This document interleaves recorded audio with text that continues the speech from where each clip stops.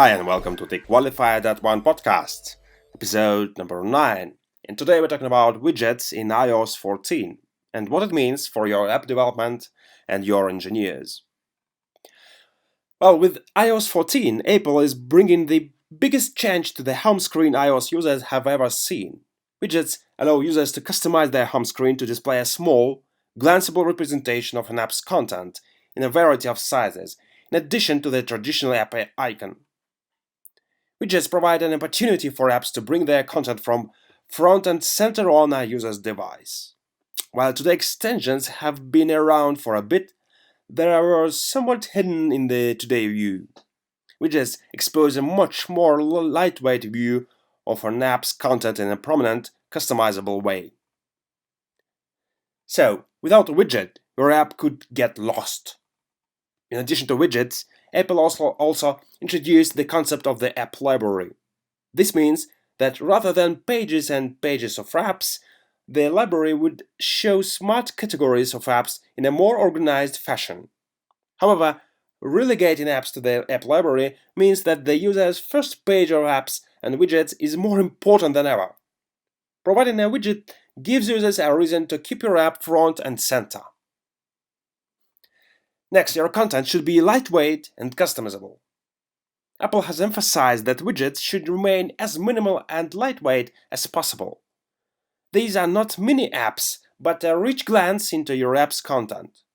Widgets are not designed to be interactive, but instead deep link into your app when tapped. Additionally, Apple only lets you update your widget sparingly and does not intend them to refresh constantly. Widgets can update at scheduled points throughout the day or as a result of an event like a push notification or when your app is launched.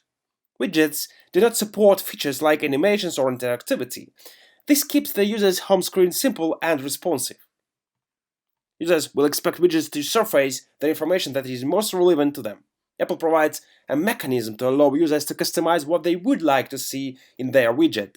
If possible, give users the option to customize what content they would like to see on the home screen. Now, what does it mean for app developers? First, Swift UI is here to stay. To the surprise of many developers, Apple also announced that widgets can only be built with Swift UI. Released in 2019, Swift UI offers developers an entirely new paradigm to build user interfaces for their apps. While this framework is still relatively new, Apple seems to be putting their engineering weight behind it and encouraging developers to use it. Some engineers, including myself, have done little more than tinker with Swift UI when it came out in 2019, and now is a great time to dive in and learn this new method of creating apps and widgets, as it likely won't be going away anytime soon. Now, Siri intends power customizable widgets. Widgets come in two flavors, static and configurable. Static widgets display a piece of content chosen by their widget, while configurable widgets allow users to decide which content they would like to see. Siri intends power the customizable behavior. Developers can provide an intent definition that iOS will use to build configuration UI for your widget. Adopting intents begs the question: could you also add support for Siri into your app? Apple seems to be adding more and more ways to access your application's functionality. Perhaps by building a widget, Siri support could be added as well, further adding value for your users. Next, deep linking is a must. Tapping a widget opens a deep link to your app instead of providing standalone functionality. This means that a user expects to be taken to the associated piece of content within the app. If your app has not implemented deep links, doing so is a must if you want your users to take full advantage of widgets.